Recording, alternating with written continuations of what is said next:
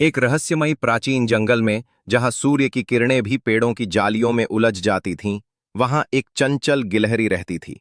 उसका नाम था चिक्की। चिक्की की छोटी छोटी आंखें कौतूहल से भरी थीं, और उसकी सुनहरी भूरी फर सूरज की रोशनी में चमकती थीं। वह पूरे दिन कूदती फांदती रहती और न जाने किस किस पेड़ पर चढ़ जाती। वह बहुत नटखट और जिज्ञासु थी।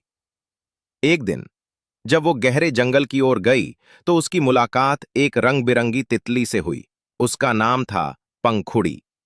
पंखुड़ी की पंखों पर नीला, गुलाबी और सुनहरा रंग ऐसे फैला था जैसे आकाश पर इंद्रधनुष बिखर गया हो।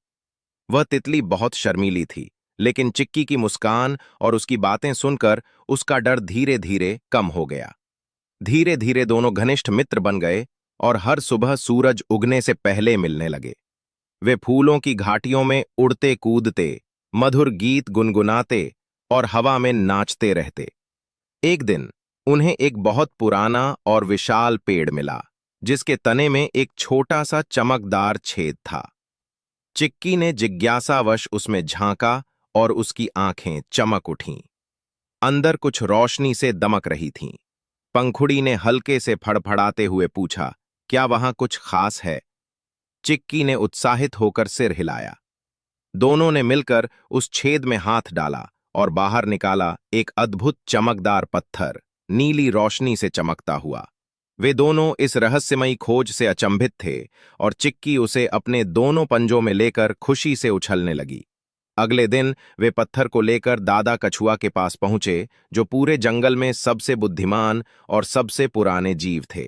दादा कछुआ ने पत्थर को गौर से देखा और अपनी धीमी आवाज में कहा, यह कोई सामान्य पत्थर नहीं, यह एक जादुई इच्छा पत्थर है।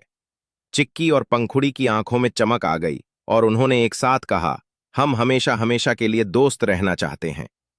जैसे ही उन्होंने यह कहा, पत्थर से तेज रोशनी निकली और पूरे जंगल में उसकी आभा फैल गई। उस पल से चिक्की और पंखुड़ी का बंधन और भी मजबूत हो गया। अब वे केवल दोस्त नहीं, बल्कि आत्माओं के साथी बन गए। वह जादुई पत्थर अब भी उसी पुराने पेड़ में छिपा है, और कहानियों में कहा जाता है कि वह केवल सच्चे दिलों को ही दिखाई देता है।